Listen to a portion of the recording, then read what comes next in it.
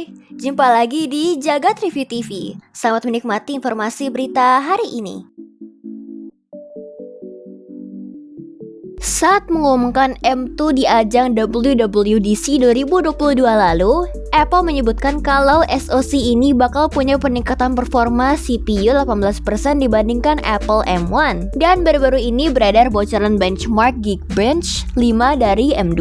Dibandingkan Apple M1, ternyata performanya lebih tinggi hingga 20%. Tapi ini bukan hal yang paling ditunggu dari Apple M2, karena peningkatan yang signifikan justru dijanjikan pada sektor grafisnya. Performa GPU-nya disebut meningkat hingga 35% dibandingkan pendahulunya. Sepertinya akan menarik ditunggu untuk bocoran benchmark grafisnya nih. Apple dilaporkan akan merilis MacBook berukuran 13,3 inci yang menggunakan panel OLED untuk tahun 2024 mendatang. Laporan yang datang dari analis Ross Young untuk Display Supply Chain Consultants ini menyebutkan juga bahwa tak hanya MacBook, tetapi Apple juga akan menghadirkan hal yang sama untuk produk iPad OLED 11 inci dan iPad Pro 12,9 inci. Disebutkan juga bahwa model iPad Pro 11 inci dan 12,9 inci dengan layar OLED ini dapat menggunakan teknologi layar yang disebut tandem stack yang akan meningkatkan daya tahan panel sekaligus mengurangi konsumsi daya hingga 30%. Ada kemungkinan MacBook Air atau MacBook Pro akan mendapatkan perlakuan yang sama, atau malahan diperkenalkan dengan mengusung kategori laptop dengan varian panel baru.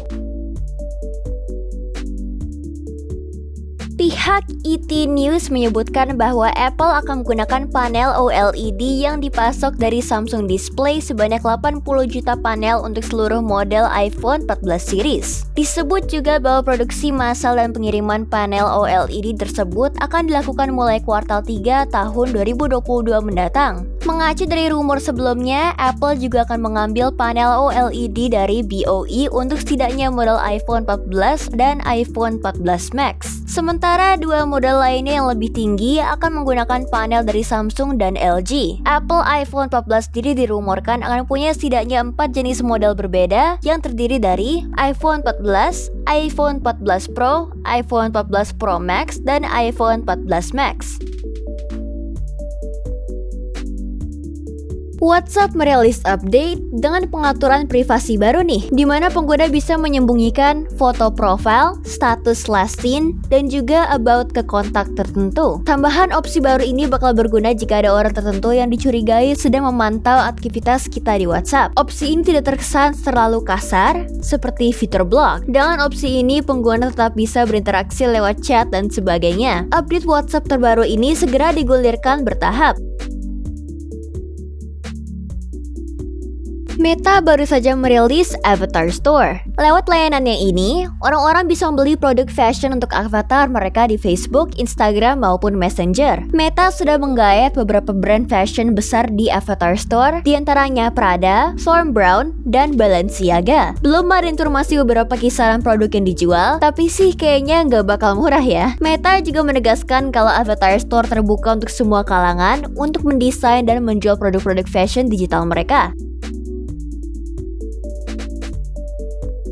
Setelah sudah 2 tahun lamanya diluncurkan untuk publik, YouTube Shorts kini memiliki total sebanyak 1,5 miliar viewer bulanan aktif. Sebagai perbandingannya, TikTok mencapai jumlah 1 miliar pengguna aktif pada September 2021 lalu. Dari hasil laporan ini, terbukti bahwa tren video pendek memang tengah naik daun dan diminati oleh sebagian besar masyarakat pengguna internet masa kini. Untuk saat ini, YouTube sendiri belum memiliki minat untuk mengubah total platform videonya menjadi platform video pendek seperti TikTok. Platform utamanya masih dalam mempertahankan kemampuan untuk memberikan konten video berdurasi paling panjang yang ada saat ini.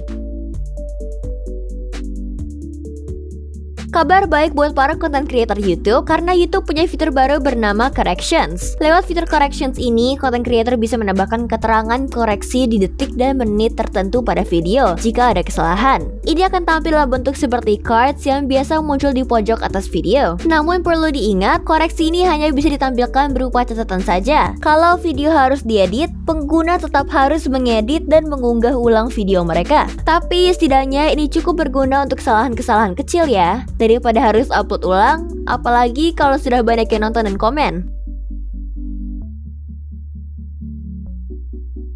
Jadi, gimana menurut kamu berita hari ini? Ingin selalu up to date dengan informasi teknologi terkini? Jangan lupa subscribe dan follow Jagat Review ya. Sampai jumpa di informasi menarik selanjutnya.